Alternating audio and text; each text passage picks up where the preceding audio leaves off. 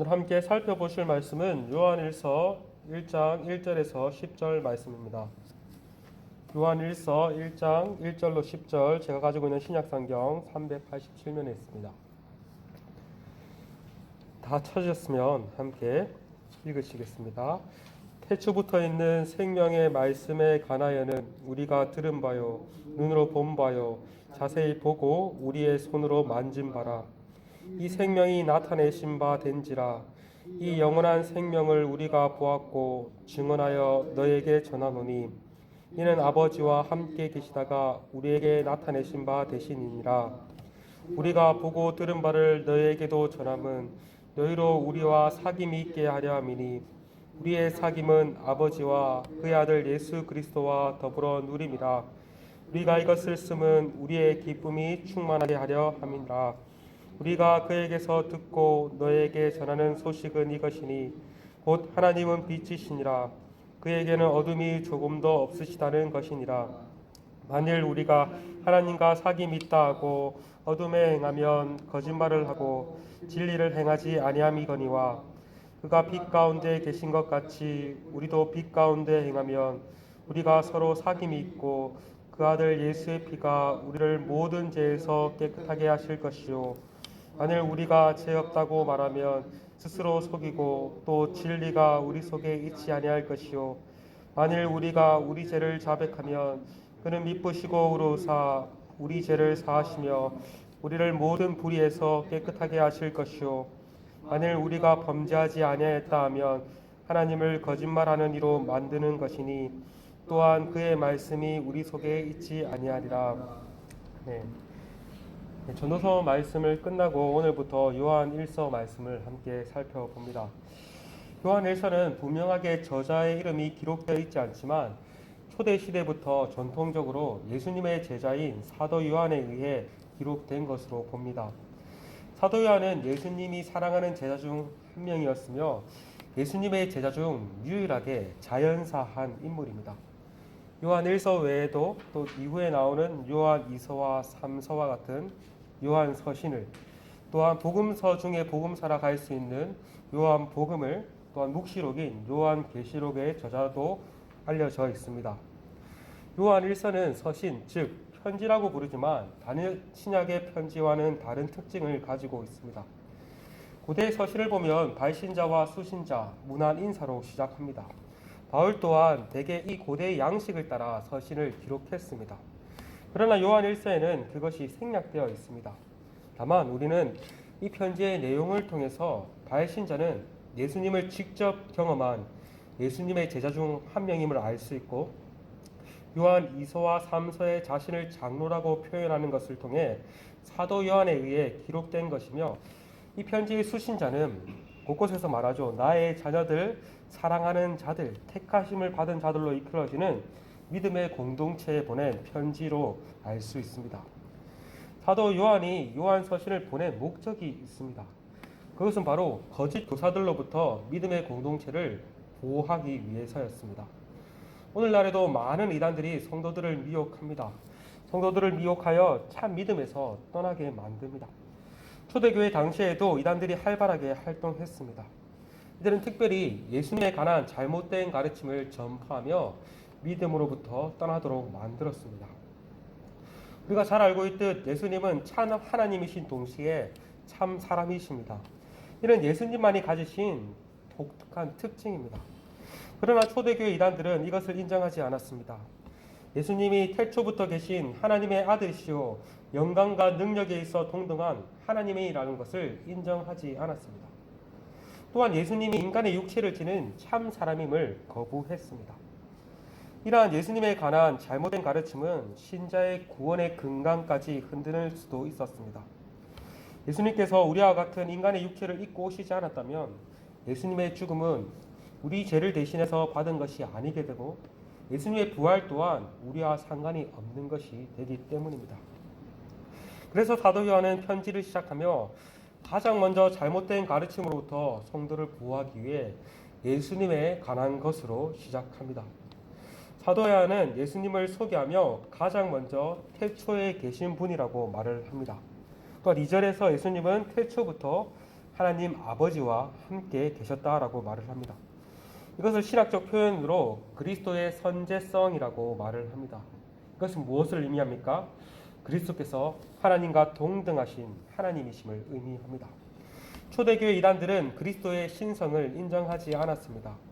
그리스도께서 처음부터 계신 분이라고 말을 인정하지 않았습니다. 그러나 사도 요한은 그리스도께서 태초에 하나님과 함께 계셨다라고 말을 합니다. 그리고 태초부터 계신 그분이 자신들 가운데 나타난 바 되었다라고 말을 합니다. 2절에 두 번이나 강조해서 그가 나타나신 바 되었다라고 말을 하죠. 그것은 예수님의 성육신을 가리킵니다. 초대교회 이단들 중 그리스도의 성육신을 인정하지 않는 자들이 있었는데 그것을 반박한 것입니다. 그리스도께서 사람의 육신을 입고 참 사람으로 오셨다는 것입니다. 그러하기에 자신들이 듣고 보고 만진 바 되었다라고 말을 합니다. 사도 요한은 예수님을 실제로 경험한 사람 중 한 명이었습니다. 여기서 우리라고 표현함을 통해서 자신뿐만 아니라 예수님을 직접 목격하고 경험한 또 다른 증인들이 있다는 것입니다. 자신들이야말로 그 하나님이시오 참 사람이신 예수님을 실제로 경험한 참 증인이라는 말입니다. 3절에서는 자신들이 예수님을 증거하는 목적에 관해 말합니다. 그것이 무엇입니까? 3절에 우리가 보고 들은 바를 너희에게 전함은 너희로 우리와 사귐이 있게 하려 함이니 우리의 사귐은 아버지와 그의 아들 예수 그리스도와 더불어 누림이라. 여기서 예수님을 증거하는 목적이 너희로 우리와 사귐이 있게 하려 함이다 라고 말을 합니다. 사귐은 다른 말로 교제, 친교라고도 할 수 있습니다. 우리의 증거의 목적은 참 성도의 교제를 위함이라는 것입니다.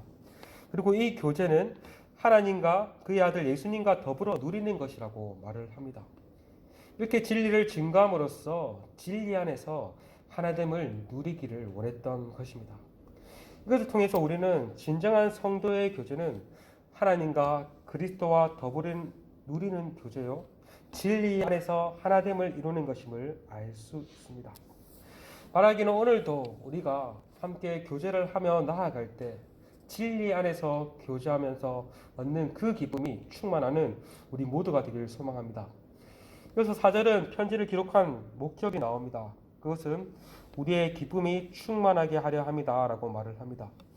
그것은 단지 우리만 기뻐하는 것이 아니라 너희도 함께 기뻐한다는 말이 포함하고 있습니다. 이 기쁨은 어떤 기쁨입니까? 세상이 주는 기쁨과 다른 기쁨입니다. 하나님과 그리스도와 사귐을 통해서 얻는 기쁨이요, 그리스도 안에서 누릴 수 있는 참된 기쁨입니다. 5절부터는 편지의 본론이 나옵니다. 사도 요한은 자신들이 그에게서 듣고 너에게 전하는 소식은 이것이다라고 말을 하죠. 여기서 그는 그리스도를 가리킵니다. 요한은 예수님으로부터 직접 가르침을 받았습니다. 예수님의 가르침을 들었습니다. 이제 자신이 들은 것을, 그 가르침을 잘한다라고 말을 합니다. 그 가르침은 무엇입니까? 하나님은 빛이시라 그에게는 어둠이 조금도 없으시다라는 것입니다. 여기서 요한은 빛과 어둠을 대조하고 있습니다. 요한이 적은 요한복음에서도 빛과 어둠에 대해서 많이 대조가 나오죠. 여기서 요한은 빛을 하나님의 성품을 나타내는 것으로, 어둠을 사람의 제약된 성품을 나타내는 것으로 사용하고 있습니다. 즉, 빛은 참되고 거룩한 것을, 어둠은 거짓되고 악한 것을 가리킵니다. 만일 우리가 하나님과 사귐이 있다고 하면서 어두운 가운데 행하면, 즉 제약 가운데 계속 행하면 거짓말을 하는 자가 되고 진리를 행하지 않는 것이라고 말을 합니다. 하나님이 빛이시듯 우리도 빛 가운데, 즉 거룩함 가운데 행하면 우리가 서로 사귐이 있고 예수의 피가 우리를 모든 죄에서 깨끗하게 하신다라고 말을 합니다. 여러분, 빛과 어둠은 함께 할 수 없죠. 마찬가지로 제약된 행실과 거룩한 삶은 함께 할 수 없다는 것입니다. 당시 이단들은 하나님과의 교제를 강조했으나 거룩한 삶을 등한시했습니다. 그래서 요한은 이것을 통해서 거룩한 삶이 없는 하나님의 교제는 없다고 말을 한 것입니다. 우리 신자는 그리스도를 통해서 이미 죄 용서를 받고 빛의 영역으로 인도함을 받은 자들입니다.